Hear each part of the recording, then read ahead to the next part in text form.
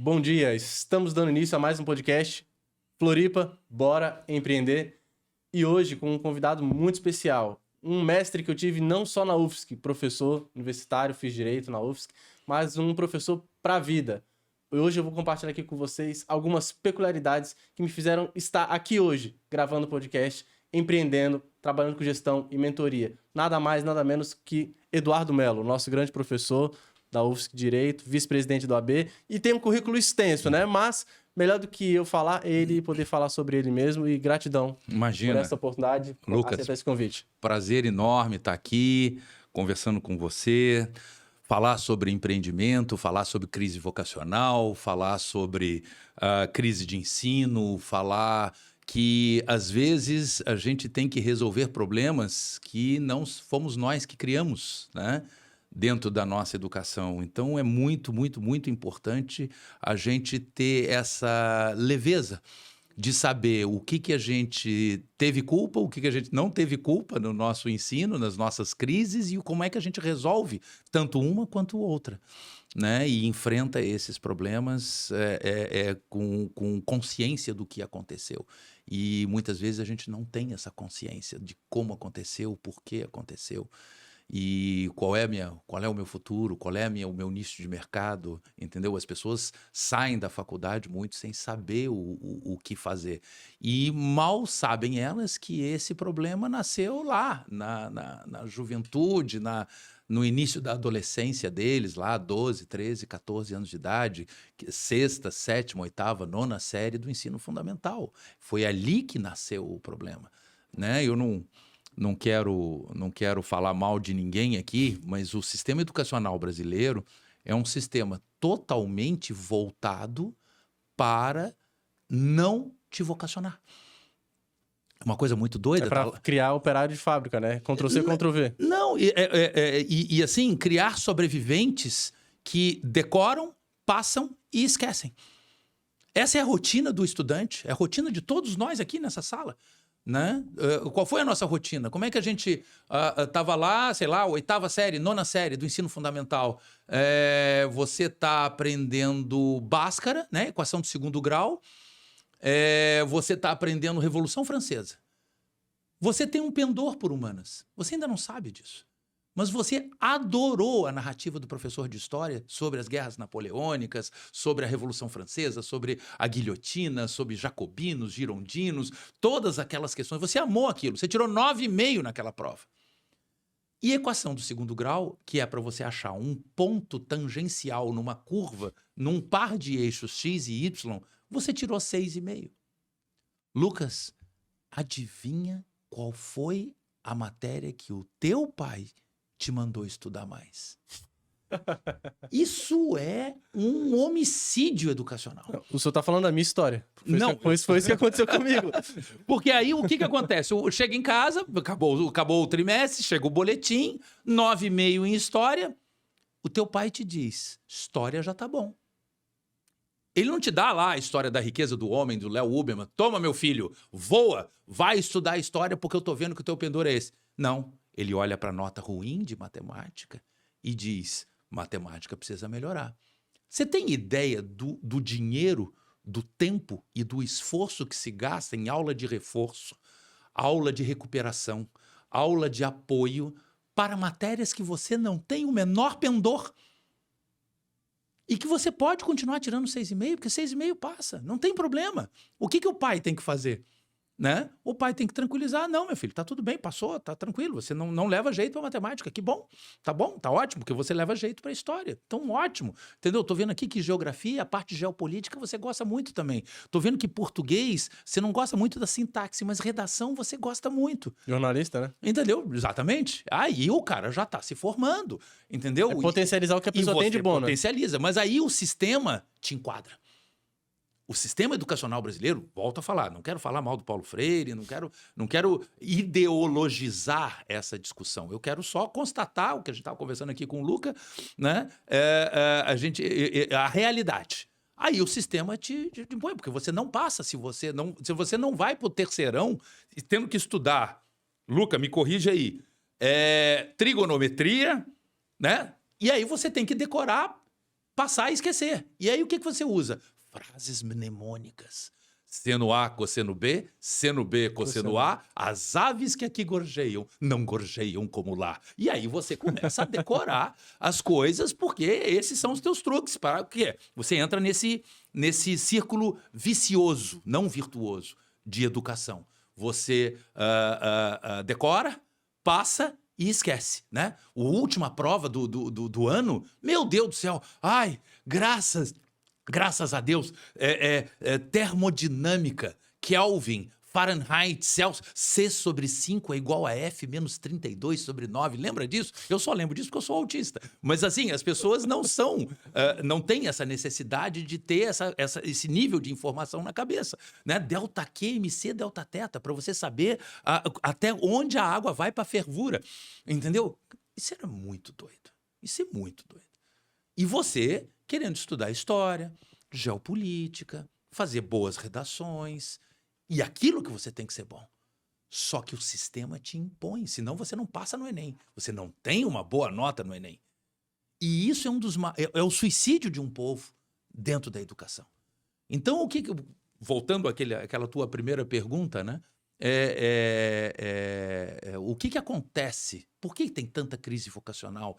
Por que agora você tem uma juventude que sai da faculdade, né, e não sabe o que quer, não sabe o que fazer? O problema não está ali na faculdade. Eles tendem a botar a culpa na faculdade, mas a faculdade está assumindo um ônus que não é dela. É um ônus que é lá do ensino básico. É um ônus que tem...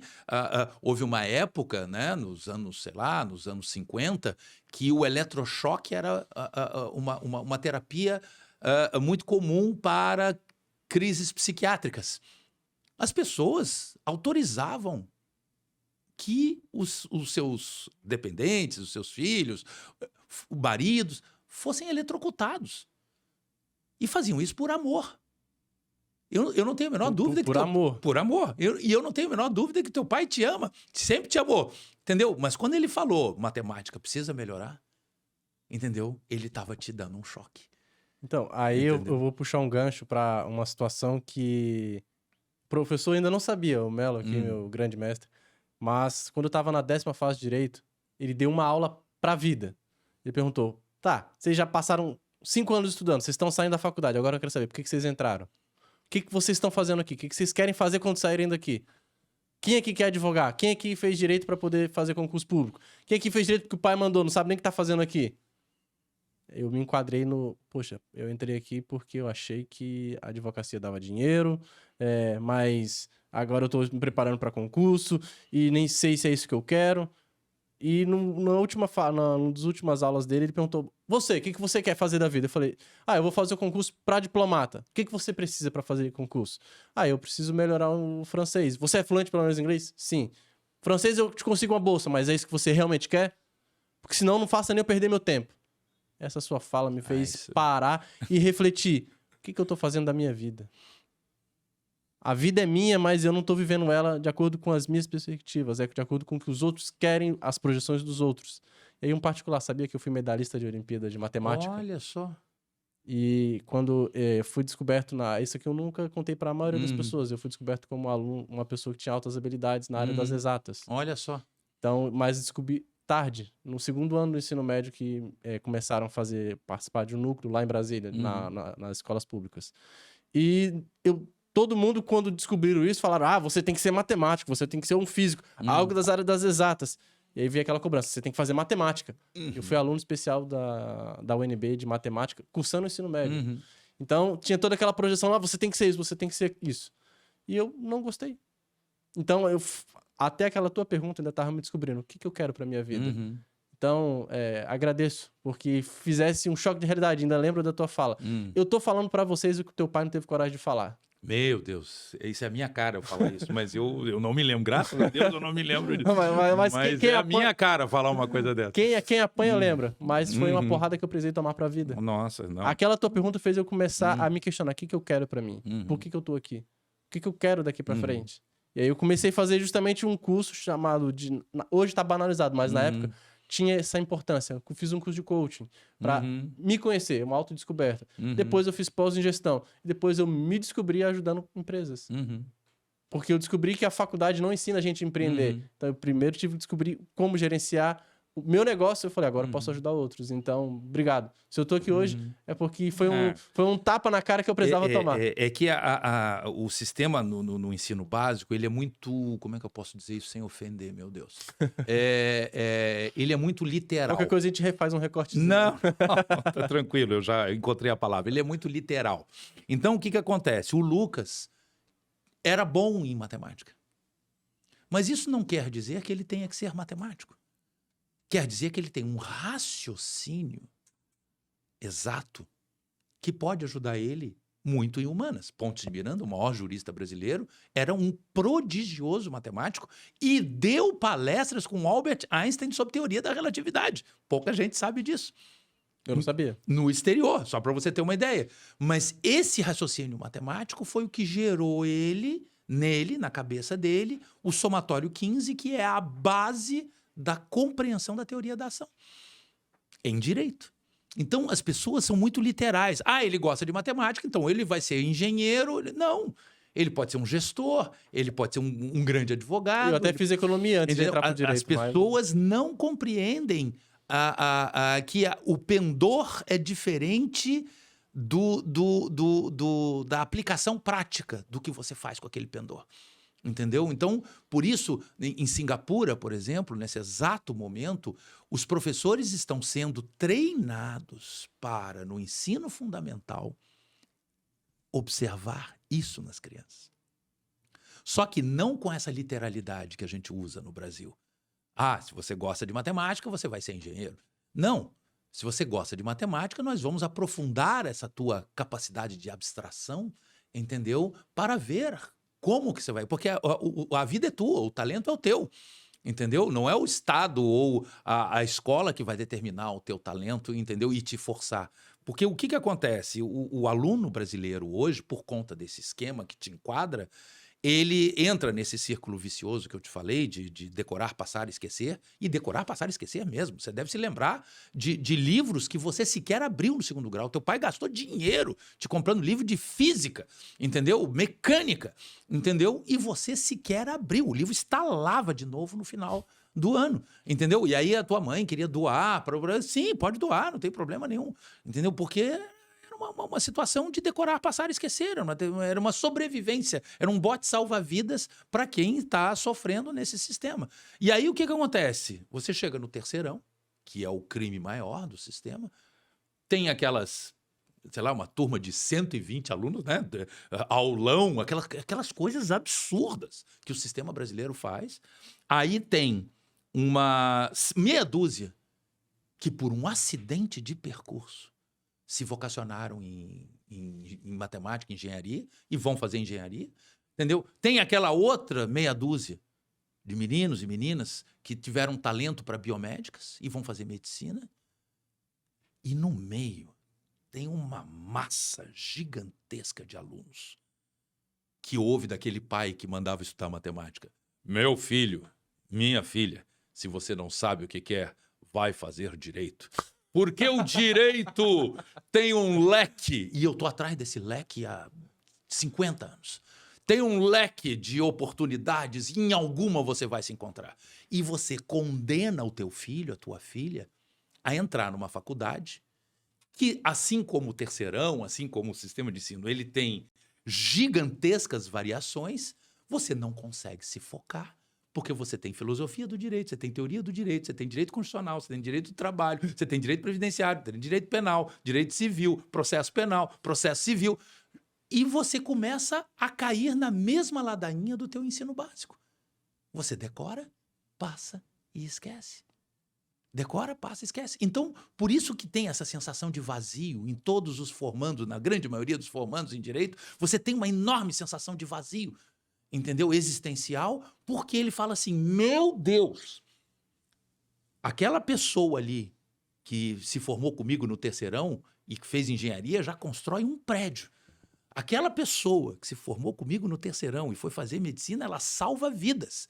E eu não tenho a menor ideia do que eu quero ainda, porque eu continuei não focando. Eu te contei que quando eu me vocacionei, sim, você é um advogado de tribunal. A minha faculdade...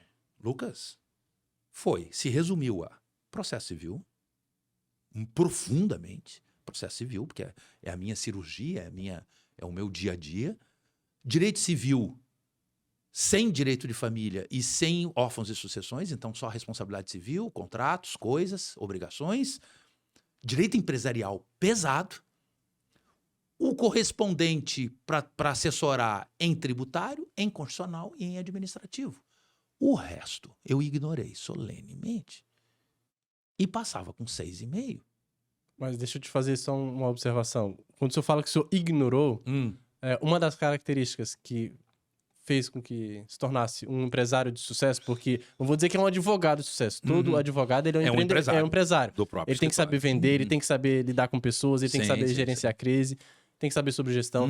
E uma das características de empresário de sucesso é foco. Steve Jobs disse que foco é saber dizer não para as milhares de boas opções, para aquela que é a melhor. Então, eu aprendi que foco em inglês é follow one course until succeed. Focus. É seguir numa única direção até obter sucesso. É eliminar as distrações. Todas as outras opções que tinham no curso eram distrações. O que era específico para a tua área, né? Acho que foi esse o segredo. Mas lembra que eu já tinha decidido antes da faculdade o que eu queria ser, entendeu? Então, eu estou me dirigindo aqui, eu estou conversando com você, mas eu estou falando de uma maioria dentro de uma faculdade. Eu não estou falando da minoria que... Eu dou aula na Universidade Federal de Santa Catarina há 30 anos e eu dou aula para 40 alunos, Lucas. 6 sabem o que estão fazendo em sala de aula. 6, é 15%. 15% dos alunos sabem o que realmente estão fazendo em sala de aula. Então, o que acontece? Quando o cara já sabe o que está fazendo, né? Quando o cara se vocaciona, né? A gente estava conversando sobre isso agora há pouco, né? O cara compra um carro vermelho e aí ele começa a enxergar carros vermelhos na rua. Quer dizer que todo mundo resolveu imitar ele e comprar um carro vermelho? Não, aqueles carros sempre estiveram lá, mas ele nunca notou. Entendeu? A tua mulher tá grávida e você começa a ver um monte de mulher grávida na rua. Isso quer dizer que vai ter um boom demográfico? Não! Aquelas grávidas sempre estiveram lá. Você que não percebia. Essa é que é a chave da vocação. Você, ao entender o que você é, o que você tem de características específicas para raciocínio abstrato e todas essas tuas capacidades que você já revelava desde a tua mais tenra infância, você tem que ter o conhecimento disso para saber para onde você vai. Mas o sistema não te permite isso. O sistema educacional brasileiro não te permite isso. Você tem que estudar trigonometria, entendeu? Então, assim, é uma coisa que você vai outro dia eu dei uma palestra, um pedido de uma grande amiga minha, para o terceirão do Colégio Catarinense, aqui em Florianópolis. Fez alguns alunos chorar, né? Não é que eu fiz. Mas, assim, eu nunca mais vou me esquecer. O nome dela era Amabile. Você imagina, o terceirão, o que é? 17 anos? 17 anos de idade, né? 17, 18 anos de idade, terceirão. Você não tem ideia do olhar de angústia daquela menina. Ao final, 3 horas conversando com eles. Para que eu sirvo? Eu nunca vou esquecer essa pergunta na minha vida. Uma menina que era excelente aluna, tirava notas maravilhosas em tudo, consequentemente não se focava em nada. Entendeu? Que devia ser o orgulho da mamãe e do papai.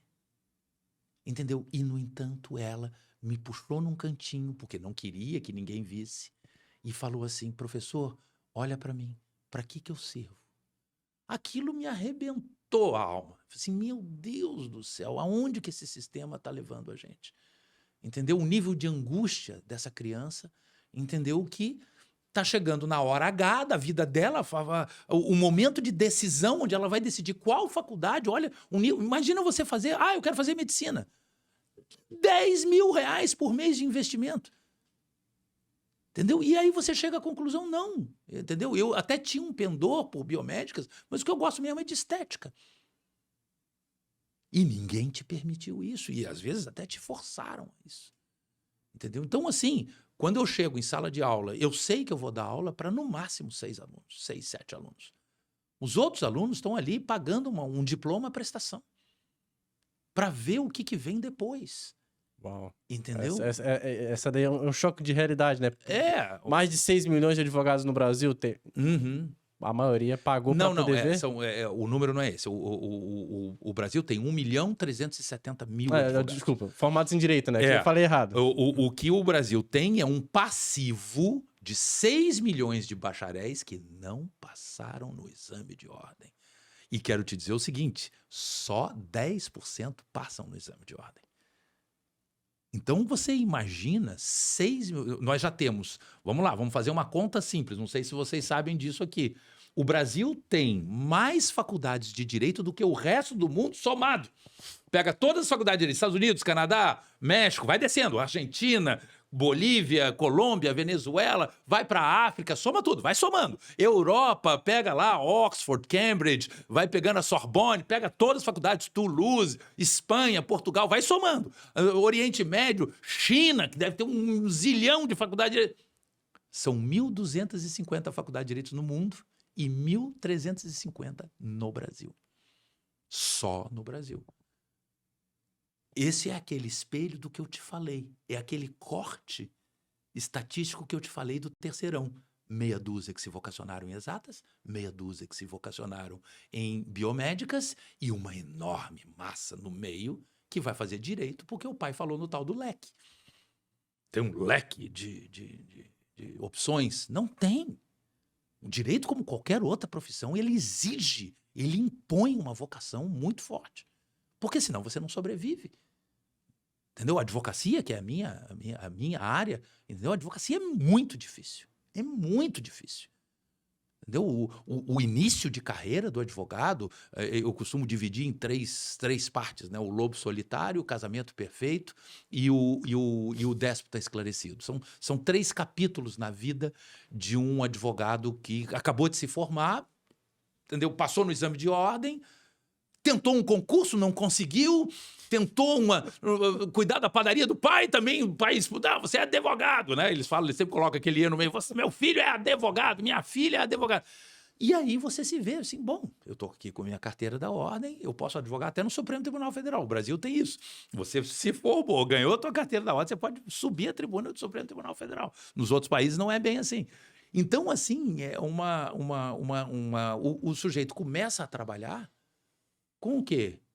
O inventário da Bisa, que acabou de falecer, e tinha um apartamento em Itapema e um quarto e 2 quartos ali na Trindade, entendeu? Você vai fazer aquele inventário, mas você vai fazer praticamente de graça, porque é da família.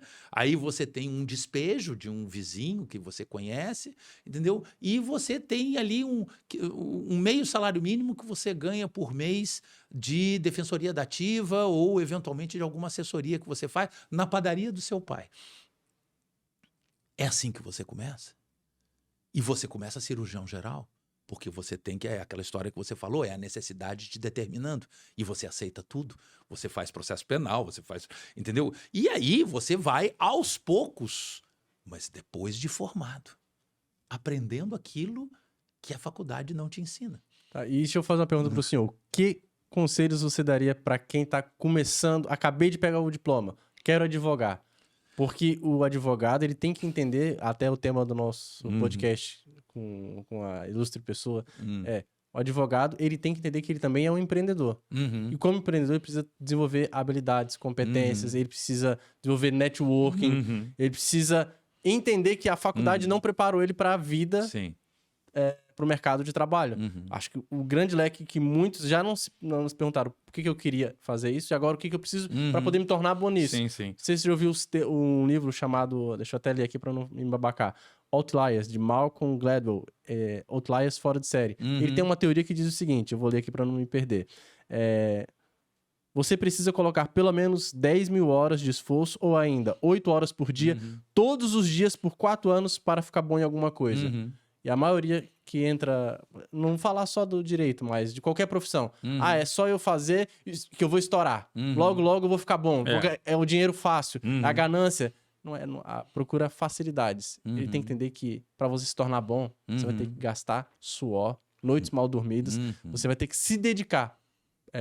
feito é melhor do que perfeito, mas bom você se torna. E não é da noite pro dia, né? Então, que conselhos você daria pra quem tá iniciando? Olha, você tem que aprender isso, você tem que... segue por esse caminho, uns 3 ou 4. Encrenca, né? Você pode falar da sua vivência, né? Aquilo que você não, aquilo que você queria falar na sala de aula e não fala. O que eu digo muito para os estagiários lá no meu escritório? Eu digo para eles que, primeira coisa, advocacia é ocupação de espaço. Networking. Entendeu? Você tem que ocupar espaço. Você tem que... por exemplo, eu tinha o problema do autismo. E com o autismo eu não conseguia me focar em algo que não me interessasse absurdamente. E eu só me interesso absurdamente por música.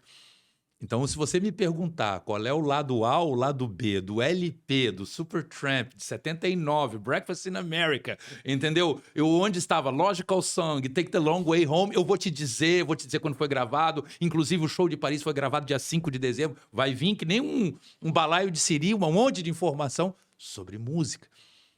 Sobre música. Então, assim, o que eu fiz? O que eu me impus nessa ocupação de espaço? Eu tenho que ocupar espaços que, claro, me gerem o networking, me coloquem numa vitrine, mas ao mesmo tempo me obrigue conte horas para essa conta que para essa conta horas. aí. Eu fui dar aula. Lucas, eu fui teu paraninfo. Você é meu afilhado, portanto. Tá? Eu fui paraninfo 58 vezes. Devo ser um professor razoável. Mas eu quero te dizer o seguinte... Já passou de 30 mil horas, né? Eu devo ser um professor razoável, mas eu quero te dizer o seguinte: as minhas primeiras aulas foram um desastre. Um desastre total. Eu era o fracasso do professor em sala de aula. Eu não sabia transmitir. Foi um ano de aprendizado, sofrendo, entendeu? Tentando captar a atenção dos alunos de uma outra forma, entendeu? Mas, assim, foi o melhor laboratório. É importante que vocês entendam isso. Vou te dar um outro exemplo agora dentro da música. Eu sei que o Luca gosta de música. Luca, para quem não sabe, é o sócio aqui do podcast. É o nosso editor aqui, nosso editor-chefe, tá aqui acompanhando só para contextualizar. O Luca, não sei se você sabe disso, Luca, mas os Beatles, na minha opinião, a banda que revolucionou a música, inventou o videoclipe, o feedback, o riff de guitarra, tudo foram eles que inventaram. Os Beatles, eles não se transformaram em Beatles, entendeu? Do dia para a noite. Primeiro, eles tocavam em Liverpool, no Cavern Club, que era a mesma coisa que eu tocar em botequim aqui, fácil. Segundo, pouca gente lembra disso. Eles passaram 1 ano na Alemanha. Se não me engano, eu posso estar errado no número, mas em 365 dias eles deram 270 shows. Isso é humanamente impossível quase. Mas eles aprenderam a própria voz, eles entenderam o próprio corpo, eles criaram uma identidade, eles entenderam como tocar em conjunto. E quando voltaram para a Inglaterra, eles encontraram o Brian Epstein, que era um empresário, e aí eles explodiram. Mas eles explodiram porque eles estavam... Era uma represa contendo 80 mil horas de muito treino, e passaram fome, passaram frio, e passaram necessidade, mas eles estavam lá, estavam juntos fazendo. Gente, 270 shows em 1 ano. Vamos fazer essa conta. Entendeu? Esses caras fizeram show quase todo dia. Chega uma hora que você já está lendo o pensamento um do outro. E você tem que lidar, claro. Eram 2 gênios, depois apareceu um terceiro gênio, que foi o George Harrison. Então você vê que tudo tem que ter essa dedicação. E os alunos de direito estão saindo da faculdade para só então começar as 80 mil horas deles. Então é uma coisa que, para mim, é um retrabalho gigantesco. Eles não se conhecem, eles não têm a vocação. Então, o que eu diria para eles? Primeira coisa, você tem que agilizar o teu tempo. Você tem que aproveitar, carpe diem mesmo, entendeu? Então, você tem que aproveitar o teu tempo da melhor forma possível, aprendendo e estando na vitrine ao mesmo tempo. Aí eu sempre pergunto, você mora num prédio? Ele, moro. Você já pensou em ser do conselho fiscal do teu condomínio? Se eleger, estar presente nas assembleias, pedir a palavra, falar com propriedade sobre alguma coisa, algum problema, um aspecto jurídico de algum problema que está acontecendo naquele condomínio e todo mundo te olhar com respeito e admiração? Você já fez isso? Não. Você tem um clube de futebol na tua cidade? Tenho um time. Então, você torce por ele? Torço. Você já pensou em fazer parte do conselho deliberativo desse clube? Entendeu? A tua cidade tem uma associação comercial e industrial? Você já se vinculou a ela? Você já está ali perto? Você já está ali falando? Entendeu? Você já foi ser presidente de uma comissão da tua área que você mais domina, na Ordem dos Advogados do Brasil? Você já tentou? Então, essas são as ocupações de espaço que você tem que ter. Entendeu? Porque se depender daquele networkingzinho inicial que você, eu costumo brincar, né? O advogado acidental. Ele tentou tudo na vida, não deu certo, mas passou no exame de ordem, entendeu? Então ele vira advogado acidental. Desse 1.370.000, é importante que você pegue esse número. Vamos pensar em cima desse número. 1.370.000 advogados. Todos advogam? Não. Se todos advogassem, não teria mais advocacia. Advocacia, tal qual aquela baleia que encalha na praia e morre asfixiada pelo próprio peso, esse volume, a profissão, entendeu? Teria morrido asfixiada com o próprio peso. É óbvio que não. Entendeu? O Japão tem a metade da população do Brasil.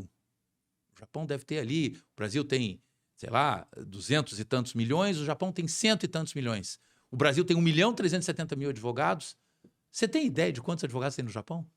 40.000. 40.000 advogados. Entendeu? Então, assim, a gente tem que compreender esse número para saber que tem 1.370.000, mas, entendeu? São servidores públicos, fizeram um concurso, são empresários, entendeu? São pessoas que têm, por um status, a carteira da Ordem dos Advogados do Brasil, mas eles nem pensam na cabeça deles em advogar.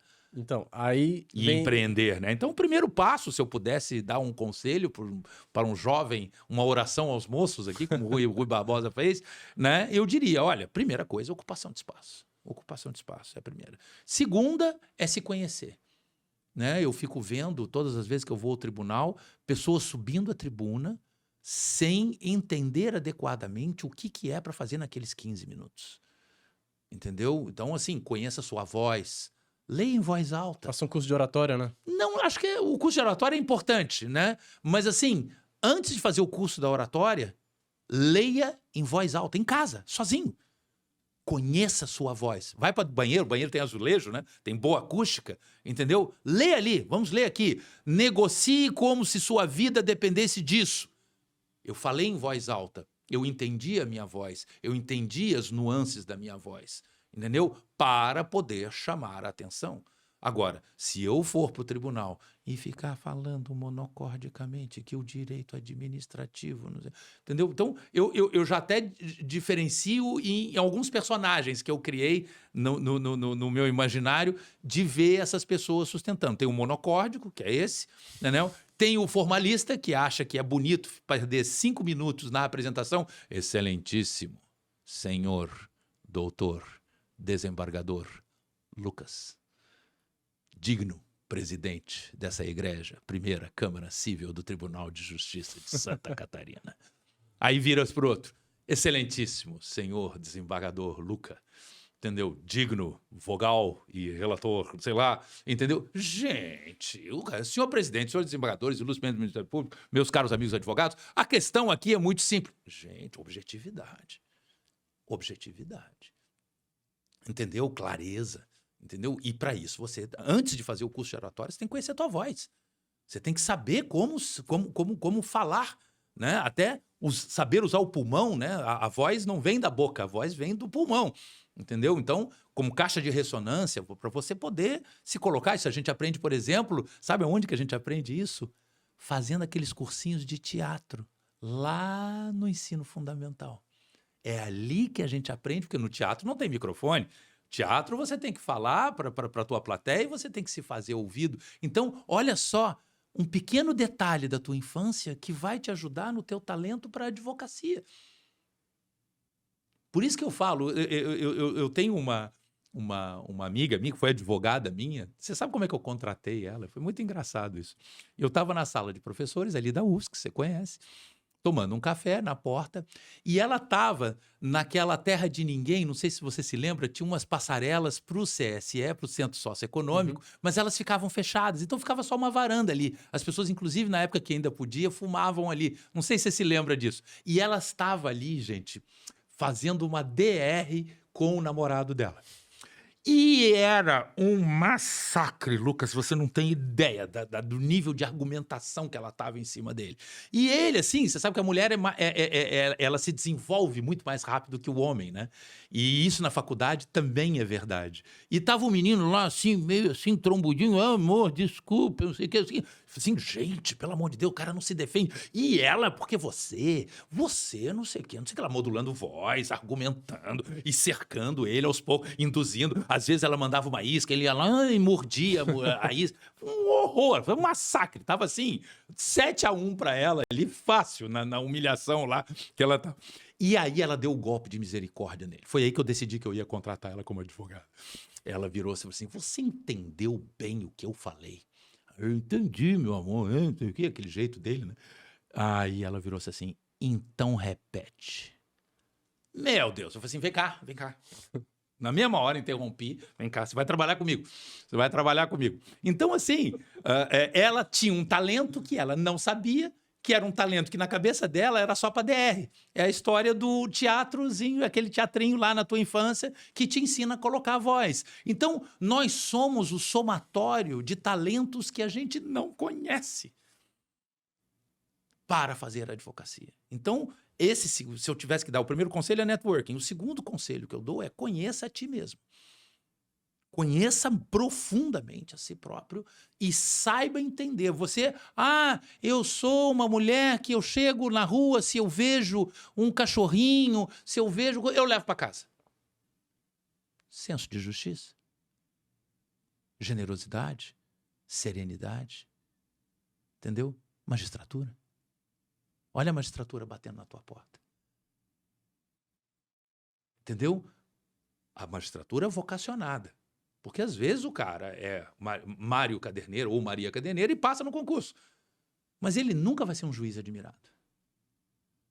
Entendeu? Agora, essa menina vai. Mas ela não tem ideia de que aquele pendor dela é um talento para a magistratura. E não tem ninguém que diga isso para ela. É uma coisa muito louca, o sistema brasileiro. O que o senhor chama de vocação, eu aprendi que do grego é a palavra entusiasmo. Sim. Entusiasmo do grego é em mais tel, ou seja, em Deus, ou conectado com o divino. Quer dizer que eu fui colocado aqui na Terra para cumprir um propósito, para fazer algo, para ter uma missão de vida. E aquilo que você faz naturalmente, sem forçar a barra. Sim. Em qualquer lugar, surge uma oportunidade, você vai lá e faz, resolve, tá te vocacionando porque você é bom nisso. Sim. Você precisa se tornar melhor ainda, né? Você tem uma habilidade, agora você precisa lapidar ela e melhorar cada vez mais. Então, acho que é isso que as pessoas não percebem, né? Não, as pessoas não É um piloto automático. Não se conhecem, ela liga o piloto, mas aquilo ali é um talento. É um talento, assim, é um brilho, um toque divino, como você fala, mas um toque da natureza, sei lá, saindo do campo da religião, mas que você tem e você não sabe. Essa era a angústia daquela Amabile. Nossa, essa menina me assombra as minhas preocupações. Hoje, como professor, como advogado, como orientador, como vitrine, né? Porque tem muita gente que acaba olhando pra gente e querendo, sim, eu quero ser igual. Não, cara. Você tem as tuas características, você tem os teus talentos. Como aquela menina que eu contratei na advocacia. Ela era invencível na argumentação. Então, olha só que coisa louca. A DR, na realidade, era um treino que ela estava fazendo. Provavelmente ela tinha feito com todos os namorados dela. Ela infernizava. Já tinha batido as 10 mil horas, né? Eu tive quase que um desvio de rota muito parecido com o teu. Eu acho que pouca gente sabe disso. Por conta do meu autismo, eu acabava tirando notas boas também nas exatas. E o sistema chegou e falou assim, você vai fazer uma turma IME-ITA. Gente, eu não sei se vocês sabem o que é o IME-ITA, Instituto Militar de Engenharia, Instituto Tecnológico da Aeronáutica. É um dos concursos mais difíceis. É o concurso mais difícil. cai química, que nem gente que tá fazendo química faz com a Segundo questão. grau, querido, olha lá, o Luca vai gostar. Segundo grau, você tem que saber muito derivada integral. Não, eu sabia derivada integral. Eu fiz escola naval e passei. Tive que estudar derivada, cálculo Sim, integral, isso. é mesmo nível do Tive ITA que e do estudar IME. no mesmo nível, uma coisa louca. É surreal. Alguém porque tem que é um dos maiores crimes do sistema, que é uma orientadora que fica na escola. Aquela senhora, é assim, todas as vezes que eu vejo que eu vou dar uma palestra num terceirão e eu vejo a orientadora vocacional, sei lá, formada em psicologia, ela tem, eu vejo, eu fico assim muito assustado. Porque ela observa a superfície do lago e chega a uma conclusão de profundidade do lago. Entendeu? É uma coisa muito doida o que se faz hoje com essas crianças. E aí você tem uma dúvida que você pode tirar com os teus pendores especiais e acaba nem sabendo que eles existem. E eu, na minha turma IME, foi muito engraçado isso. Minha mãe, tomara que a minha mãe não escute isso, dona Maria Augusta. Eu estava na turma IME, eu não estava feliz ali, até estava tirando notas razoáveis, muito provavelmente. Não sei se eu passaria no IME, mas eu passaria na Federal, eu passaria, entendeu? Eu passaria bem em alguma coisa. E chegou julho, agosto, eu não sei como é que é aqui, mas julho, agosto, lá no Rio de Janeiro, você tinha que fazer a tua inscrição para o vestibular. Eu nunca vou me esquecer disso, era 1982, eu cheguei em casa à noite, era cartão perfurado, a tua inscrição era um cartão perfurado, que era o máximo que a informática te dava em 1982, eu tinha um cartão perfurado com as minhas opções ali, devidamente perfuradas, e cheguei para minha mãe estava vendo, acho que era uma novela Água Viva, se não me engano, Menino do Rio, né? Eu tenho uma vaga lembrança disso, virei para ela e falei assim, olha mãe, fiz a minha inscrição para o vestibular. E a minha mãe sempre foi muito rígida, ela sempre foi muito... Ela nunca se emocionava, ela era muito rígida comigo. Ah, sim, meu filho, deixa eu ver. Ela achando que ia ter engenharia, Universidade Federal, Fundão, Direito, UERJ. Uma e única opção. Eu poderia ter 14 opções. Eu coloquei só uma opção. Direito, UERJ. E a minha mãe se emocionou. Eu nunca tinha visto a minha mãe se emocionando. A minha mãe se emocionou, uma mulher duríssima. E aí o que é isso, mãe? Eu falei assim, meu filho, eu fico feliz que você esteja fazendo direito. Eu falei assim, mas por que, mãe? Por que você acha que o meu pendor é direito, que a minha vocação é direito? Ela virou-se para mim e falou assim, meu filho, desde que você aprendeu a falar, eu nunca mais ganhei uma discussão de você. Entendeu? Então, é a mesma... Eu trouxe isso para a minha vida e foi isso que eu usei numa advogada talentosíssima, que hoje é uma advogada brilhante num grande escritório de advocacia, entendeu? Porque eu olhei aquele pendor dela. Conseguiu mapear um talento, né? Eu mapeei um talento. E puxando o gancho, por que você decidiu fazer direito? Quando foi que o olho brilhou e surgiu assim aquele desejo? Eu já queria fazer direito. A gente aqui no back office, o senhor já deu uma palhinha, né? Mas eu acho... Aconteceu, como acontece no nosso sistema de ensino, a vocação só acontece sem querer. Entendeu? Isso é uma coisa que para mim é muito clara. O sistema não te viabiliza você se vocacionar.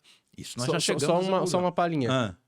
Tem uma pessoa muito especial, a minha esposa, a Larissa, ela é psicopedagoga, tá abrindo o escritório agora dela no ano que vem, ela vai trabalhar com essa especialidade, mapear as necessidades, principalmente foi que eu te falei que Singapura já faz isso. Das dificuldades de aprendizagem das pessoas que têm no caso do seu autista, tem pessoa que tem TDAH, o sistema expurga. Se já não cuida de quem tá lá e não tem nem uma dificuldade maior de aprendizado, normal. Já não dá um direcionamento. Então, quem tem, o sistema expurga. Então, só fazer um merchan aqui para minha esposa. Psi, Larissa Lacerda. Não, Larissa, você acabou de descobrir um nicho com base na tua vocação. Isso é muito raro. Parabéns, Larissa. Desculpa, só para não perder a oportunidade, né? Não, mas tem tudo a ver com o que a gente está falando. E eu fui um acidente, porque como eu tinha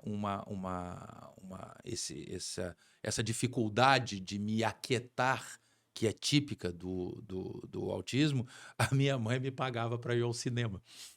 E no Rio, naquela época, final dos anos 70, final dos anos 70, você podia entrar na primeira sessão ninguém imaginava que você fosse querer assistir o filme de novo. Então, ninguém ficava vistoriando se você ficava sentado no sofá enquanto trocava uma sessão por outra. E eu ficava assistindo o mesmo filme 6, 7 vezes. Isso para um cara com as minhas características, primeiro, isso é muito tranquilizador, porque você tem previsibilidade, vai ser o mesmo filme. Se o filme fosse bom, melhor ainda. Já serve pra quem tem um filho autista, às vezes não sabe, né? Não faça esse tratamento que é um pouco traumático. Não, eu tô dizendo de mapear a necessidade dele de ter De previsibilidade. repetição, de previsibilidade, sim, Não, sim, não tô sim, falando sim. choque de... Não ficar no cinema lá, porque a tua mãe, senão a tua mãe vai ficar louca e vai bater em você. Não, minha mãe ficava, tá fazendo muita argumentação, muita informação, né? E aí um dia eu saí, dava dinheiro da pipoca, tudo direitinho. Eu fui ver, tava tendo um festival do cinema em preto e branco, sei lá, nem me lembro o nome. E era um filme de advogados. Era um filme chamado Testemunha de Acusação, com Charles Lawton, Marlene Dietrich e Tyrone Power, um baita de um filme. E era daqueles filmes antigos de Hollywood, ainda em preto e branco. Marlene Dietrich, né? Você pode imaginar. E muito engraçado isso. Ele tinha o clímax do clímax e o super clímax no final. Então você, meu Deus, ele é inocente. Aí, 3 minutos depois, não, ele era culpado. O cara mudava o rosto dele, virava vilão, entendeu? Aí, de repente, meu Deus, no final do filme, todos eram culpados. Aí você infarta e cai duro no chão. Eu fiquei muito encantado com aquele filme, ainda mais ver 6, 7 vezes naquele primeiro dia. Eu tenho hoje ele em Blu-ray, só para você ter uma ideia. De vez em quando, eu vejo ele de novo para me divertir. E aí, o que acontece? Eu cheguei em casa com aquele filme na cabeça, o filme se passa na Inglaterra, o sistema judicial é o inglês, e eu virei pro meu pai era um homem muito culto, o papai estava lendo jornal, e eu virei assim, pai, o que é um barrister? Aí o meu pai baixou o jornal, ele muito inteligente, ele baixou, olhou para mim e falou assim, você assistiu o Testemunha de Acusação, né? Eu falei assim, assisti. Ele falou assim, não, barrister no sistema inglês é o advogado exclusivo de tribunal. Eles têm o solicitor, que é o advogado de primeiro grau, e depois, quando o advogado já tem mais experiência, aquilo que eu te falei, no Brasil, o cara já pode sustentar no Supremo Tribunal Federal. Na Inglaterra, não. Então, quando o cara estuda mais, tem mais experiência, aí ele pode ir para o tribunal. E o barrister é um advogado exclusivo de tribunal. Eu tinha 12 anos de idade. E eu decidi que eu queria ser um advogado de tribunal. Vira uma chave na tua cabeça. O poder da decisão, né? Sabe, é isso que eu quero pra mim. Vira uma chave. Eu tava brincando aqui agora há pouco, né? A tua mulher tá grávida, você só vê grávida na rua, né? Você compra um carro vermelho, você só vê carro vermelho na rua. Você decide que vai ser advogado de tribunal, que é uma coisa específica. Entendeu? Você só enxerga. Então, eu vi o Veredito com Paul Newman, eu devo ter visto umas 70 vezes. Eu tenho diálogos inteiros na cabeça. Né? O 11 Homens e uma Sentença, a versão nova do Sidney Lumet com Jack Lemmon, mas tem a versão antiga da década de 40 com o Henry Fonda, que é fantástico, entendeu? É um filme sobre teoria da prova. São 11 homens, imagina, 1h40 de filme, 11 homens dentro de uma sala. É só isso o filme inteiro. E o filme é maravilhoso. Só que é a psicologia do homem. Começa o filme, vou dar um spoiler aqui, começa o filme, todo mundo diz assim, não, vai ser condenado, né? Vamos condenar. E aí uma pessoa, porque lá tem que ser unânime, né? Uma pessoa levanta a mão e diz assim, não, eu tenho algumas dúvidas. Aí tem o cara que quer condenar, não, o cara tem problemas, outro, porque é muito psicanálise, né? Júri é psicanálise pura, né? Então, o filme é exatamente sobre esse convencimento. E no final eles absolvem. Já dei o spoiler. E no final eles absolvem, entendeu? Então, quer dizer, há uma reviravolta dentro daquela sala. E é muito engraçado que a reviravolta tem muito a ver também com o tempo, porque tá muito calor, eles abrem a janela, daqui a pouco cai uma tempestade, todos brigam, entendeu? Aí refresca depois da tempestade, aí todos se acalmam. Então tem todos uns detalhes que você fica olhando no telão do cinema. Eu sou um apaixonado por cinema, né? Gosto de música, mas sou apaixonado por cinema. E aí, então, o que acontece? Eu fiquei assistindo isso. Imagina se eu tivesse Suits. Imagina se eu tivesse, sei lá, todas essas séries que hoje tem disponíveis para você se vocacionar. Assiste a série. Vê o que você gosta. Vê se você se enxerga, se você se projeta. Entendeu? Você tende a se identificar, entendeu? Com determinadas capacidades. entendeu? Então eu fui ver, sei lá, Questão de Honra, né? Com aquela fala final do Jack Nicholson, quando ele acaba se confessando que cometeu um crime no final do filme, o Tom Cruise provocando ele, um dos primeiros filmes da Demi Moore, entendeu? Nossa senhora, que filme fantástico! Eu assisti aquela cena umas 200 vezes, me imaginando numa cena de tribunal, e virei advogado de tribunal. E isso que você está falando aí, eu sou estudioso, sou curioso, né? Eu aprendi na PNL, na neurolinguística, até estudando comportamento humano, que isso que o senhor faz e fez se chama estado de flow. É um dos conselhos para você perceber o que você gosta de fazer. Sim. Você não fica olhando pro relógio. Você não para poder... Não é maçante para você. Então, é uma das dicas que eu dou. Se você gosta... Se deixar aqui, a gente fala 2 horas. Porque é gostoso, não é maçante. Você não tá... O trabalho, a gente vincula na nossa mente ao conceito bíblico. Você vai suar, você vai ter que se lascar para poder ter minimamente... Não. Quando você gosta de algo, você se dedica por prazer. Por amor. O flow é o estado em que o Einstein falou da distorção do tempo. O tempo para você passa diferente quando você tá fazendo algo que você gosta. O meu maior trauma, meu maior arrependimento é que eu nunca aprendi a tocar um instrumento. E era engraçado que quando a gente morava na Europa, eu tinha um vizinho que ficava tocando violão. E ele não tinha o menor talento para aquele violão. Ele não tinha o menor talento. Mas ele amava aquilo ali. E ele não se preocupava com o erro. O erro não o desanimava. O erro o estimulava. Eu vou melhorar. Corte cinematográfico. Uma vez a gente foi numa festa, ele estava lá, ele pegou o violão e tocou magnificamente bem. Entendeu? Então, assim, você gostar de algo, né? Nós estávamos conversando antes de começar, né? Em advocacia, Lucas, tem dia que é noite. Em advocacia tem dia que, meu Deus do céu, dá tudo errado.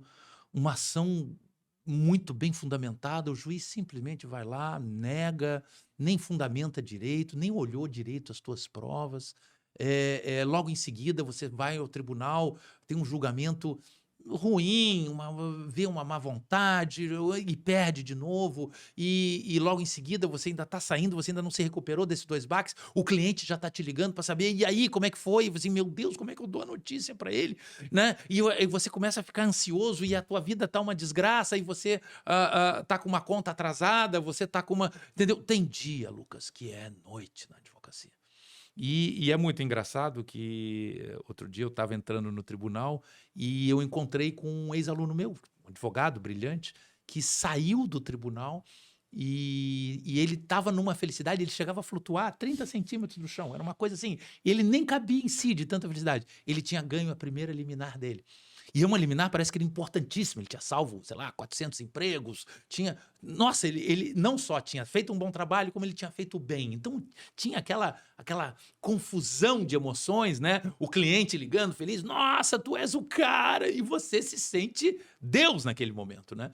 E ele se encontrou, na porta do tribunal, eu estava entrando, ele estava saindo, ele falou assim, puxa, Melo, que bom que eu te encontrei, você foi um professor que me disse que isso ia acontecer, que a sensação... Aí foi muito engraçado que eu segurei nas mãos dele e falei assim, olha para mim. Aí ele parou assim, olhou para mim e falou assim, tá sentindo essa sensação de vitória? Tô. É bom, né? Guarda, memoriza. Pro dia que a liminar não vier. Nesse dia você vai ter que lembrar que tem dias bons, que você ganha aquele cheque especial, entendeu? Aquele cheque especial emocional, né? Você ganha aquele cheque especial emocional para poder entrar no cheque especial no dia que for noite. Entendeu? A advocacia é isso. É você sobreviver à noite para viver o dia seguinte. Isso é empreender, né? Não é só advocacia, não, né? A vida do empreendedor. Meu Deus do céu. O sucesso do teu escritório está intimamente ligado a esse conceito. E aqui é uma pergunta que a gente faz para todo empreendedor que vem aqui de sucesso. Tanto que, só para explicar, a minha empresa se chama For You Educacional. Do slogan, todos podem empreender. Quem ia adorar esse nome era John Lennon. John Lennon? Porque o John Lennon adorava... Só para mostrar aqui pro pessoal. Né? Ele adorava utilizar palavras com duplo sentido. O próprio nome Beatles, na realidade, Beatles com 2 Es é besouro. Mas Beatles com B-A-B-E-A-T é beat, é batida. Batidas. Entendeu? Então, ele adorava esse conceito de dupla for you, 4U, entendeu? Ainda tem Para o você. dedo aqui, né? Isso, aí o dedo, né? Nossa, isso aí. Mas explicando aqui o porquê que é esse slogan. Porque a gente sempre busca referências lá fora. Beber água limpa, né? Porque a água chega aqui meio contaminada, né? Cada Sim, um dando sim. sua roupagem. E eu aprendi que CPF forte, CNPJ forte. Antes do CNPJ estar forte, o CPF, a pessoa por trás tem que estar forte. Sim. Senão ela não vai saber lidar quando chegar à noite, quando o dia não der tudo errado naquele dia. Sim. Então, na minha empresa, a gente trabalha com 2 pilares. Antes de focar na gestão, na parte empresarial, a gente tem que focar no empresário, na pessoa. Aí desenvolver a inteligência emocional, desenvolver por que você está fazendo isso daqui? Entender qual é o propósito, não é só sobre o dinheiro, é sobre o impacto que ele, fazendo a empresa dele dar certo, ele pode trazer para a sociedade. Aí depois a gente vem para o segundo pilar, que é gestão, finança, porque toda empresa precisa de 3 coisas: de um advogado, de um contador e de pessoas. Então a gente trabalha nesses 2 pilares. E uma das coisas que o senhor falou é crucial: inteligência emocional. Para mim é a principal skill set que todo empresário tem que desenvolver. Ele tem que saber lidar com as emoções dele de forma inteligente. Senão, ela vai estar sendo manipulada pelos outros e ele, quando menos perceber... Eu quando eu vou aconselhar, toda sexta-feira, e eu tenho agenda aberta para ex-alunos. E, assim, é uma romaria, entendeu? Muita gente, engraçado, muita gente jovem com depressão. É uma coisa que eu tenho visto com muita frequência e com um pouco de tristeza. E eu tenho que dar aquele choque de realidade para a pessoa se animar, né? Porque é aquela história, tem dia que é noite, mas no início de carreira tem muitos dias que são noites, né? E você tem que estar com aquele teu cheque especial emocional em dia para você... eu acho que assim, os 5 primeiros anos de advocacia, entendeu? Você as 10 mil horas ali, não. Sim. Anos Naquelas 10 mil horas, os 5 primeiros anos de advocacia, entendeu? Você vive no cheque especial emocional. Ó, do jeito que ele fez eu desistir da advocacia, se você tá querendo entrar pra amanhã, peguei o AB, já ficar rico, já desiste, não é assim, né? Não, primeiro porque não tem atalho, né? Não existe atalho na advocacia, não sei das outras áreas, mas na advocacia não existe atalho. Outro dia eu estava num jubilamento. Jubilamento é uma cerimônia muito bonita na OAB, onde você homenageia e libera, inclusive do pagamento de anuidade, a pessoa que tem 40 anos de advocacia diuturna ali, né? E um deles me falou uma frase muito bonita que eu guardei. Alguém estava com a gente na roda e conversou: e aí, qual é o segredo de 40 anos de advocacia? Aí ele virou-se e falou assim: ficar em pé no final de cada dia.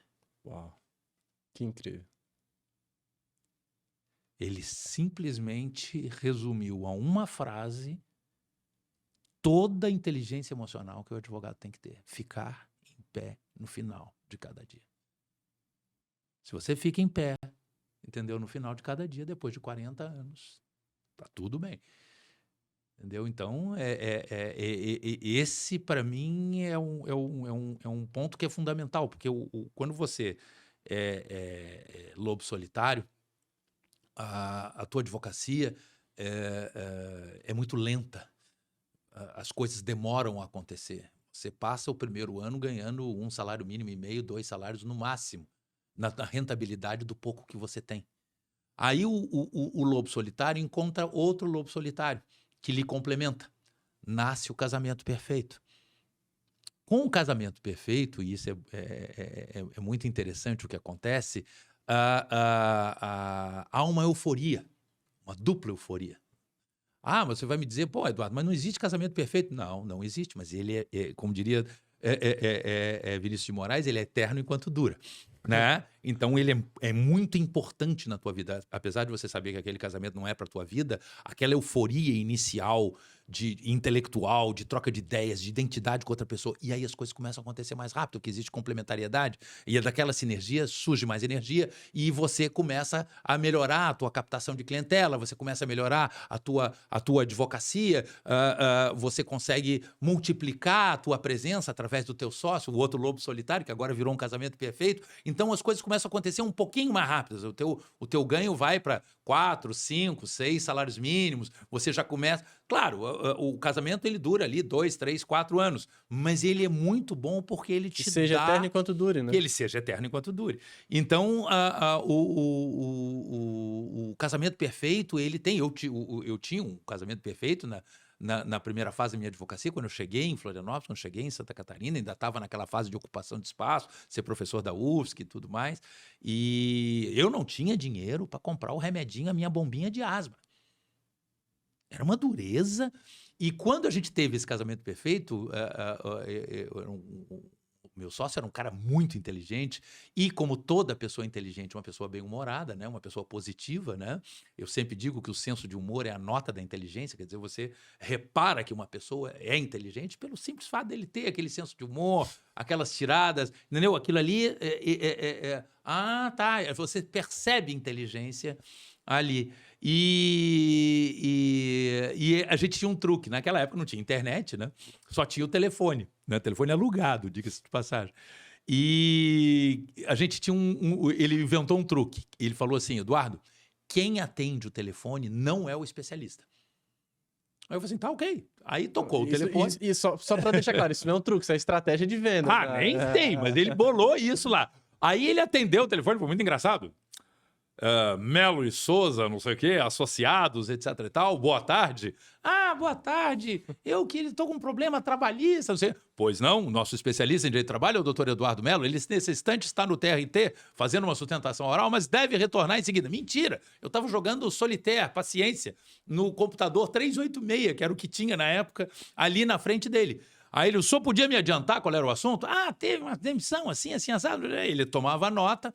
Não tinha internet, a gente ia nos repertórios IOB, a gente ia em revista, estudava um pouquinho, 20 minutos depois, boa tarde, aqui é o Eduardo, estou lhe retornando a ligação, voltei agora do tribunal. Falei, não, qual é o seu problema? Aí ele repetia, não, é um problema de demissão. Claro, isso aí é uma rescisão indireta, a jurisprudência do TST. Nossa, o senhor sabe muito sobre isso, vou levar mais 3 colegas comigo. Uma aula de vendas aqui, hein? Entendeu? Não, foi uma sacada que ele teve, entendeu? E que era muito... dava o tempo, que você sai da faculdade sem saber muita coisa, né? Dava o tempo de você, pelo menos, se familiarizar e automaticamente você saber vender. Ao aprender a vender o seu produto, você melhora a tua abordagem, coisas que você não aprende na faculdade, né? Como é que você se porta numa sala de reuniões? Ninguém te ensina isso na faculdade. Como é que você se precifica? Ninguém te ensina isso na faculdade. Como é que você capta a clientela e faz ocupação de espaço? Ninguém te ensina isso na faculdade. Eles se preocupam em ensinar a lei. E pior ainda para o advogado, que para ele fazer o marketing dele é mais rigorosa ainda a questão de estatuto de ética da OAB. O código de ética. Não pode sair fazendo propaganda enganosa, se vendendo, botar uma placa assim, causa ganha. Isso. Mas o que acontece? Você hoje tem essas ferramentas que você tem que usar com sabedoria, mas o que eu vejo é muita gente fazendo a mesma coisa. E isso é um errado. Você tem sempre que tentar ir além, inovar. Então, você vê as pessoas fazendo, faça uma pergunta, eu respondo. Você sabia que em condomínio o voto minoritário... Então, assim, isso é interessante, mas isso é mais do mesmo. Qual o teu diferencial, né? Qual é o teu diferencial? É uma pergunta que a gente sempre faz nas nossas consultorias para o empresário. Tá, qual é o teu diferencial? Quantas empresas não existem no mercado? Sim. O que vai te posicionar como diferente? Porque senão você vai ser só mais um. Sim, então... mas é muito engraçado que na internet todo mundo quer ser só mais um. Entendeu? É muito raro você ter uma tirada. E eu sempre digo isso, quer dar uma tirada diferente? Usa humor. Não só porque é a nota da inteligência, mas porque é uma forma de comunicação mais eficiente. É uma forma inteligente de criar um approach, uma aproximação com o público. Criar o link, né? Criar um laço com a pessoa da tua frente. Entendeu? Outro dia, um advogado júnior chegou para mim, ele foi despachar comigo com um desembargador, a gente precisava ganhar uma liminar, e ele viu que eu não tive pressa de falar com o desembargador. Que primeiro eu fiquei falando de assuntos inerentes à magistratura e a questões políticas, de OAB, magistratura, quinto constitucional, etc e tal. E a conversa fluiu muito bem ali. Eu dei minhas opiniões, ele deu ele ficou muito impressionado com a conversa. E aí ele se abriu, ele se relaxou e falou assim, tá aí. que você precisa de mim? Entendeu? Nessa hora que você entra com a tua argumentação, mas você já quebrou, você criou o link, o laço, né? E aí, quando eu saí, o menino falou assim, eu já entendi o que o senhor faz. O senhor primeiro cria uma ligação com a pessoa. Depois o senhor entra no assunto. Eu falei assim, eu nunca tinha sistematizado isso na minha cabeça, mas inconscientemente eu fazia isso. E aí, só explicando isso daí, que a gente trabalha com isso, explicando a teoria por trás. A maioria das pessoas faz de forma... Intuitivo, né? É o competente inconsciente. Sim. Não sei se você conhece, existem 4 tipos de competência. Uhum. O incompetente inconsciente, ele não sabe que tá fazendo errado e nem quer saber, ele tá no automático, só executa. O incompetente consciente, ele sabe que ele não é bom, precisa melhorar, mas tá nem aí. O competente consciente, que ele tá ali buscando melhorar constantemente, ele sabe que precisa melhorar, tá correndo atrás. E o competente inconsciente, que eu acho que é o seu caso. É aquela pessoa que já incorporou tão bem aquilo que ela faz que ela não para mais nem pra pensar. É um incompetente automático, positivo. Automático, Então, esses 4 níveis serve até como análise. Mas é aquilo que eu falo dos Beatles. Eles passaram 270 dias naquele ano em shows de 4, 5 horas. Entendeu? Você imagina o nível de aprendizado que isso não dá. Então, eles automatizaram um monte de coisa que eles não precisavam. Se não me engano, eu acho que é o Paul McCartney que diz isso, que quando eles se encontraram a primeira vez, não era o Ringo Starr, era o Pete Best ainda, o baterista dos Beatles, e eles resolveram fazer um vestibular para o George Harrison. Porque o George Harrison tinha 14, tinha 3 anos a menos que o John, e o Paul era 1 ano mais moço do que o Paul. E o George Harrison, ele entrou pra banda, ele só sabia tocar uma música na guitarra, Raunchy. O cara que compôs Something 10 anos depois. O cara compôs uma das obras mais geniais da história da música, 10 anos depois, e só sabia tocar Raunchy. Entendeu? No dia que ele estava lá numa pracinha, ele pegou o violão e só tocou a música que ele tinha, que ele sabia. Entendeu? Como é que você, em 10 anos, você sai de um cara de adolescente com espinha na cara e vira um gênio ovacionado pela humanidade? Possivelmente uma das músicas, depois de Yesterday, uma das músicas mais tocadas de todos os tempos. Porra, Here Comes the Sun. Porra, While My Guitar Gently Weeps, cara. Meu Deus do céu, com Eric Clapton fazendo solo de guitarra. Meu Deus do céu. Pelo amor de Deus, entendeu? Então, assim... Suor. Repetição. Resistir à monotonia. Repetição. Entendeu? Até você incorporar. Eu sempre brinco com... Só que é uma repetição inteligente, né? De sim. Produtiva, né? Você tá crescendo. É uma crescente, né? É o cara que molda tijolos, né? O cara tá botando o tijolo ali. É repetição? Mas quando ele vê, ele já construiu o prédio. Aí eu vou fazer um parênteses aqui para poder trazer uma metodologia que a gente criou. A gente trabalha nas empresas com isso. É a metodologia Chama. Já ouviu falar no método chá, que é utilizado nas consultorias? Não. O método chá já é uma metodologia validada. Isso aprendi na pós-ingestão. É competência, habilidade e atitude. São 3 pilares que tem que estar constantemente buscando melhorar ou lapidar o empresário. Sim. Mas não basta ficar, competência, habilidade e as minhas atitudes. Tem que continuar na melhoria contínua, que é a filosofia do Kaizen. O que eu preciso constantemente melhorar nas minhas atitudes? Quais habilidades eu preciso incorporar? E por último, aí sim você começa a alcançar resultados. Não é da noite pro dia, né? Então, quando você falar, são várias e várias horas. Várias horas trabalhando nesses 5 pilares. Alcançou o resultado. Tá, e qual é o próximo nível? O próximo nível vai exigir de você uma nova habilidade, uma nova competência e novas atitudes. Atitudes esbarram numa característica de todo ser humano, chamada resistência. Eu não vou fazer isso. Você sabe que precisa. Então, é só para fazer um... Não, e assim, você vai encontrar muita dificuldade, inclusive, nos outros. Na concorrência, maledicência. Em todos os lugares você tem pessoas que não vão te querer bem, entendeu? Então, você tem que saber enfrentar isso. Eu costumo dizer, outro dia, um grande amigo meu me perguntou assim, puxa, como é que você chegou a vice-presidente da OAB? Já aproveita a pergunta, como que... E aí eu virei para ele e falei assim, você já viajou num avião ou você já viu um avião quebrar a barreira do som? Aí ele assim, não, nunca parei para prestar atenção. Pega o Concorde, por exemplo, que era o primeiro avião de passageiros que era supersônico no mundo, lá na década de 70. O Concorde, até ele quebrar a barreira do som, a fuselagem ia a fuselagem dele ia a 400 graus, 200, 300, 400 graus. Havia uma contração absurda de metal. Tanto é que a cabine diminuía quase 30 centímetros de tamanho. Tal nível de pressão. As partes de alumínio e ligas chegavam a amarrotar. O avião todo sofria, mas sofria muito, até a hora que vinha aquele estouro. Pau! E ele quebrava a barreira do som. E aí você não ouvia mais nem o som dos motores. Você só estava flutuando até a próxima quebra de... Entendeu? Então, assim, você... eu vou ser, sei lá, vou ocupar espaço na OAB, vou ser presidente de comissão. Você vai se amarrotar, você vai sofrer. Pau! Quebra a primeira barreira do som. Você é um bom presidente de comissão, você deu pareceres fantásticos, você falou do impeachment do governador, você falou do... Né? Entendeu? Nossa, você se notabilizou. Aí você vai pro conselho. Chega no conselho, você começa a amarrotar tudo de novo, começa a sofrer, começa a ter pressão. Pau! Você vira diretor, entendeu? Quando você vira diretor da OAB, você começa a amarrotar e começa a sofrer, a temperatura sobe, tua vida vira uma desgraça. E você tá provando de novo. E assim vai, entendeu? E assim é na advocacia, assim provavelmente é na tua profissão, é na profissão dos meninos, é profissão em todo quanto é lugar.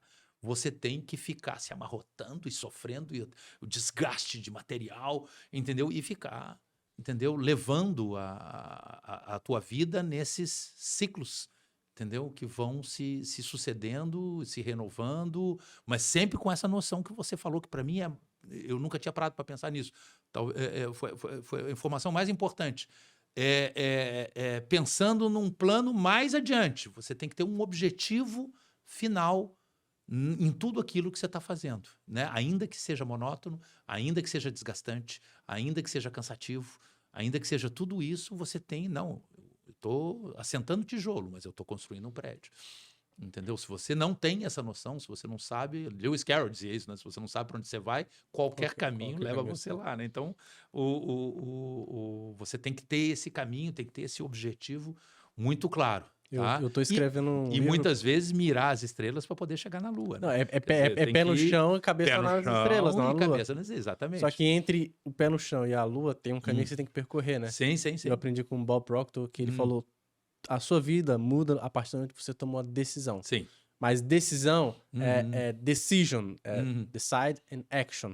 É decidir, mas agir. Isso é decisão. Toda palavra com "ão" no final aponta para uma ação. Sim. Ou para ações que você vai ter que continuar tomando repetidamente. Sempre. Eu aprendi que eu era um diamante, uma pedra bruta que estava lá escondida, precisando ser lapidada. O tapa que o senhor deu na cara, no bom sentido de acorda pra vida, o que você quer, foi a primeira lapidada que eu tomei. Eu falei, olha, coisa boa. Eu não me lembro disso, mas que bom que às vezes eu tenho... Uma vez eu briguei com um menino que estava com o celular ligado em sala de aula, ele era japonês, e eu briguei feio nele, assim, não é aquele meu jeito, você conhece em sala de aula, né? E aí foi muito engraçado, porque acho que deu 1 ou 2 dias depois, eu estava subindo ali, a Tenente Silveira, indo para o meu escritório, e ele veio gritando, professor, não sei, e atravessando a rua, né? Atravessou a rua até meio imprudente. Eu falei assim, que isso, cara? Tá maluco? O que você quer? Não sei o quê. Não, eu quero lhe apresentar meu pai, eu contei o que o senhor fez comigo para ele. E aí, ele era japonês, veio um senhorzinho, baixinho, parecia o senhor Miyagi, eu não sei se você viu o Karate Kid, claro, ele igualzinho o senhor Miyagi, ele ia me matar, ele ia fazer assim, eu ia morrer. Entendeu? Eu falei assim, meu Deus do céu, ele falou assim, aí ele falou assim, soube que o senhor pegou pesado com o meu filho? Eu falei assim, não, imagina, não fiz nada disso, etc e tal. Ele pegou a minha mão, foi muito engraçado, ele pegou a minha mão, apertou firme e falou assim, disciplina, muito raro hoje em dia, parabéns. Que alívio. Foi um alívio, né? Pensei que o cara fosse me matar. E, no entanto, o que acontece? Você tem que... Isso significa que eu estava gostando do que eu estava fazendo. E eu queria que ele gostasse também. Eu queria que ele estivesse junto. Entendeu? Muitas vezes tem pessoas que desistem nesse ponto.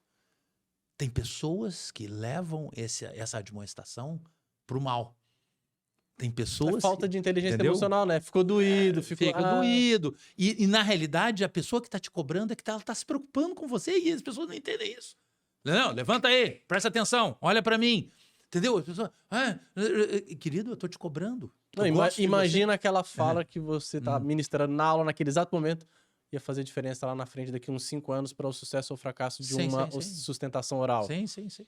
Ele não, todo detalhe ali é importante, né? Então, o que você está fazendo aqui é uma pergunta que marcou. Isso eu sempre espero que as pessoas não se ofendam, né? Eu fui abençoado com essas homenagens todas, como paraninfo, e posso te dizer com toda tranquilidade que o professor nunca ganha bem no Brasil, mas assim, eu conto muito com a generosidade dos meus alunos. Eu conto muito com a generosidade deles, porque de alguma forma eles entendem a persona, eles entendem a cobrança, entendeu? Eles perdoam os excessos. Eles, às vezes, até eles transformam em lenda urbana coisas que não aconteceram. Isso é muito comum também comigo, né? Mas é porque eles, às vezes, gostam de divulgar uma coisa que vira uma lenda urbana, mas pela graça da coisa, porque o senso de humor é a nota da inteligência. Então, só falando lenda urbana, eu ia até fazer aqui na caneca, eu botei vira aí a sua, só para poder mostrar pro pessoal. Ó, eu ia até colocar ali isso daqui que eu ia colocar ali na caneca dele, tá? Tá falando sobre lenda urbana? Olha a foto que eu ia colocar na caneca. Eu falei, não, mas acho que ele não vai gostar Essa muito. foto deve estar na internet. Ó, a foto que eu ia colocar, ó. A legenda é: eu te ensino o que tô falando para você, o que teu pai não teve coragem de falar. Não, não é o que está na legenda. O que está na legenda é você mesmo. Presta atenção. Não, mas para mim a legenda... Para você, claro. Para mim foi essa, porque uma particularidade. Eu fui da escola naval, passei 8 anos estudando para aquilo. Tanto é que no mesmo ano que eu fiz a escola naval, secretamente, sem meu pai saber, eu me inscrevi e fiz vestibular. Não falei para ninguém, porque o sonho dele era que eu fosse oficial. Passei 8 anos estudando. Passei, e por uma questão familiar eu saí. Minha mãe teve um AVC e eu saí para ajudar a cuidar dela. E saí a tempo de me matricular na UFSC. E era o sonho dele, não era o meu. Então, algumas coisas eu não ouvi dele. E você falou. Então, é uma escola para vida, a tua aula. Não é só uma escola para faculdade. Ah, que bom. Então, para mim eu tô te falando aquilo que teu pai deveria ter te falado, mas não teve coragem. O que você quer da vida? A vida não é fácil. Você precisa se dedicar. Não vai cair de paraquedas. Ninguém vai abrir a porta para você passar. Não. De graça. Eu costumo dizer que advogado não ganha honorários, o advogado arranca honorários. Entendeu? É muito complicado ganhar. E eu digo isso para as pessoas que estão em início de carreira. E, assim, até por uma questão econômica brasileira, a vida está muito difícil no início de carreira. Está muito mais difícil do que era, por exemplo, no meu tempo. Entendeu? Então, hoje eu fico imaginando pessoas que não têm o conhecimento, porque eu tive um grande... Né, depois do Lobo Solitário e do Casamento Perfeito, tem o Déspota Esclarecido.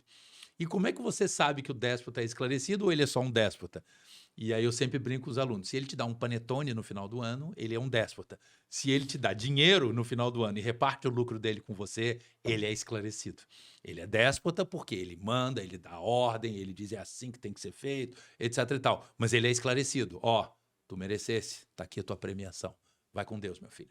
Seja feliz. Entendeu? E aí o ano que vem recomeça um novo ciclo, vai para as férias, volta renovado, sabe que ele vai te estimular, sabe que ele está te reconhecendo e tudo mais. Então, assim, as formas de você conseguir galgar esses primeiras...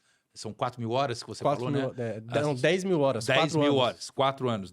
Essas 10.000 horas estão cada vez mais sofridas na advocacia. Então, por isso que a gente está permanentemente, até na Ordem dos Advogados, a gente tem a nossa preocupação fundamental, além da advocacia em geral, mas são aqueles primeiros 5, 10 anos. E só para você ter uma ideia, no Paraná, se não me engano, em Santa Catarina a gente ainda está apurando os números, mas deve ser parecido com o do Paraná. 68% da advocacia está abaixo de 10 anos. Então, é 2/3 da advocacia. 2/3 da advocacia está abaixo de 10 anos. Entendeu? Então, eu tenho, sei lá, 30 e tantos anos, 35, 36 anos, 35 anos de profissão. Hoje é sexta. Terça-feira, eu tive um julgamento que eu perdi a noite de sono. Eu tenho 59 anos de idade, 35 anos de carreira e eu ainda perco o sono. Entendeu? Então, assim, imagina quantas vezes o jovem advogado não está perdendo o sono. Entendeu? Então, é uma situação que a gente tem que...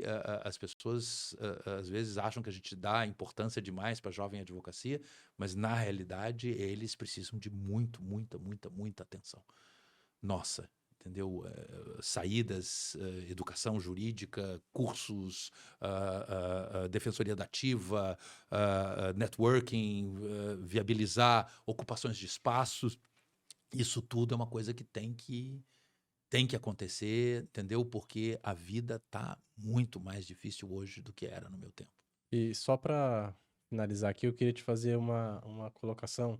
Tem formação em analista comportamental, e a gente fez um mapeamento. Por que eu trouxe esse livro daqui? Para quem está advogando, está iniciando na carreira empreendedora, e para todo empreendedor, é um livro que eu indico, que é Negocie como se sua vida dependesse disso. E todo advogado ele tem uma habilidade que ele precisa saber se vender, ele precisa saber vender as suas ideias, Sim. vender a sua imagem, tudo é uma venda. Saber se comportar numa sala de reunião. Saber se comportar, até porque o que é empreendedor? O senhor falou aqui muito sobre dores, né? A palavra empreendedor, lá atrás a gente reportou isso, tem que compreender algumas coisas. É compreender uma dor e vender uma solução. Aí junta essas duas palavras em empreendedor. Ele compreende uma dor e vende uma solução. Só que não basta só compreender uma dor, isso a faculdade te ensina. Você tem que saber como vender a solução. Então, para aprender a vender, você tem que aprender a negociar. Sim. E nesse livro daqui, ele traz uma regra chamada 7-38-55. 7% do que você fala, ou seja, as palavras, importam. 38% é como que você vai falar isso. E 55% linguagem corporal. Então, são várias habilidades que um jovem advogado precisa desenvolver para poder dominar os espaços. Você falou que ele tem que dominar espaços. Uma delas é saber se vender, saber se comunicar. Que outras dois conselhos eu daria para quem está começando hoje? Fala assim, a habilidade que você precisa desenvolver que vai facilitar o teu caminho. Para a gente poder finalizar aqui com esse conselho aí. Acima de tudo, se eu pudesse fazer uma hierarquia para resumir a 2... Ouvir. 2, 3. Saber ouvir. Saber ouvir. Fala-se muito hoje.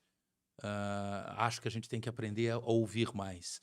Outro dia, uma colega minha de escritório foi fazer uma reunião dentro do meu gabinete, porque a outra sala de reuniões estava ocupada, e ela foi atender, como era uma pessoa muito próxima a mim, ela atendeu numa mesa de reuniões que tem na minha sala, no meu gabinete.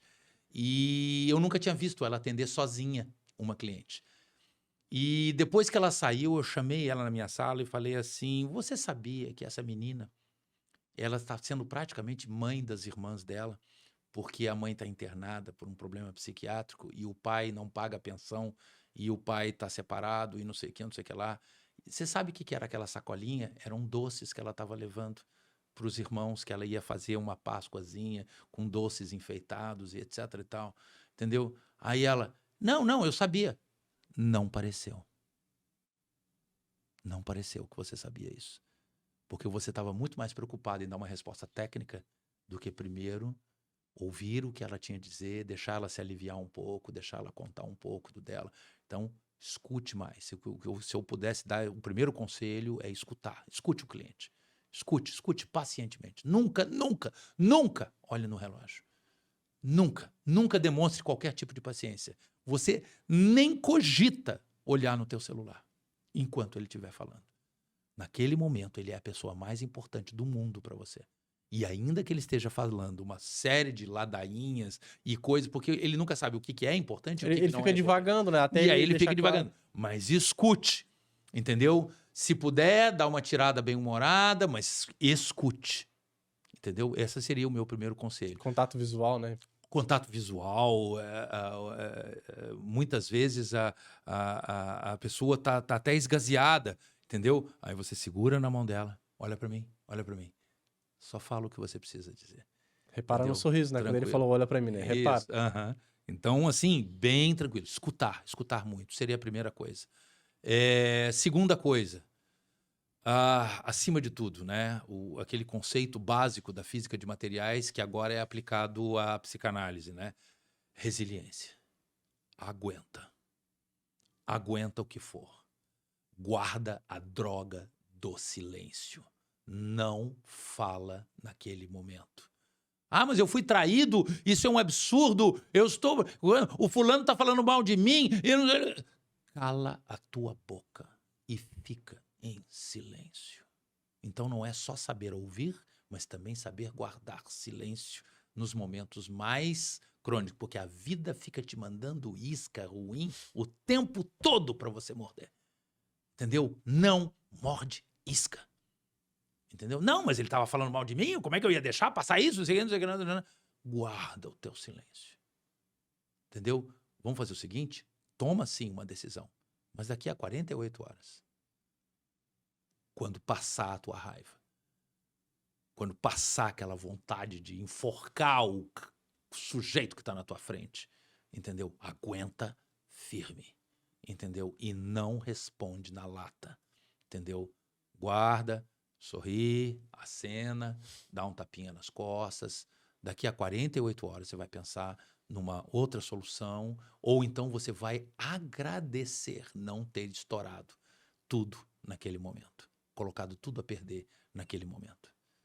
Entendeu? Porque normalmente o destino te traz essas iscas em momentos capitais. Entendeu? E é muito importante que você aguente firme e segura a tua língua naquele momento, entendeu? Para viver a próxima batalha, para viver o próximo dia, para poder sobreviver, para poder entender, entendeu? Aprenda, entendeu? Eu costumo dizer que a advocacia é a arte de engolir sapos. Você engole sapos muito pequenininhos no início de carreira. Na minha idade, você já engole sapos gigantescos, entendeu? E você agradece por isso, porque isso é um aprendizado. Entendeu? Você não espere fidelidade, você não espere lealdade, você não espere o que você tem que esperar, é realidade, entendeu? E dentro dessa realidade, saber guardar, entendeu? Segurar o teu ímpeto naquele momento. Segurar o ímpeto, isso na advocacia é ouro puro, entendeu? Então, saber ouvir, guardar silêncio nos momentos que estão jogando a isca para você morder. Pensar num terceiro aqui, que leve a vida com a maior leveza possível. Com a maior leveza possível. Porque quando aquele dia vira noite, quando tudo dá errado, quando tudo está ruim, e isso acontece na vida de todo mundo, e você se vê sem saída, é sempre bom ter uma pessoa que você confia, que você pode recorrer, que você pode conversar, que você pode sair mais leve, entendeu? E se você tá levando a tua vida muito a ferro e a fogo, você tende a se afastar das pessoas, entendeu? Então, o networking não é só uma vitrine, pura e simplesmente, entendeu? São seres humanos se relacionando com seres humanos, entendeu? Eles não são só pessoas que vão me fazer galgar degraus, eles são meus amigos. Eles são pessoas que gostam de mim e eu gosto deles. Né? É o vínculo. Entendeu? Então, tenha vínculos. As pessoas hoje em dia, se eu pudesse deixar aqui uma mensagem também, eu aprendi isso com o Bob Proctor, ele disse que o mal das pessoas é que você não pode reclamar das pessoas que você atrai pra você, sabe por quê? Porque você que tá podre. Sim, sim. Porque a sociedade hoje em dia, na busca pelo sucesso, as pessoas estão invertendo um valor crucial. A regra de ouro que ele explicou é: ame as pessoas e use o dinheiro. As pessoas hoje em dia estão invertendo, elas estão amando o dinheiro e usando as pessoas para conseguir cada vez mais dinheiro. E aí você tinha uma amizade, você tinha um networking, mas você não tinha proximidade, você não tinha um vínculo emocional com as pessoas. Era só mais uma peça que você usa e descarta. Não pode. Então, ame as pessoas e use o dinheiro. Não inverta isso, porque lá no final a conta não fecha. Esses seriam os meus 3 conselhos, né? Ouça muito, guarde o silêncio nas horas capitais, entendeu? E crie vínculos que sejam além da questão profissional, que atinja a questão pessoal, entendeu? Se eu pudesse resumir, seria isso. E eu gostaria de agradecer por Imagina. aceitar esse convite, esse bate-papo aqui. Se deixasse, a gente falava aqui umas 3 horas, né? Mas, tranquilamente. Para mim é um privilégio poder estar sentado aqui na sua Privilégio frente, foi meu. o entrevistando e dizer que és uma pessoa iluminada. Imagina. Iluminou meu caminho quando eu estava perdido na escuridão ali. O que eu faço, para onde eu vou? Desse um tapa na direção certa. Que bom, que Muito bom. obrigado por Que aceitar bom. o nosso convite. Imagina, um abraço. Eu Uma sempre honra. vou estar aqui. É isso. Então não perca, logo mais, no final de semana a gente vai estar disponibilizando esse podcast lá no canal do YouTube, tá? Não perca, o próximo episódio será na segunda-feira. A gente vai estar entrevistando o Felipe Neto, um empresário especialista em vendas. Gratidão por todos e um excelente final de semana. É isso.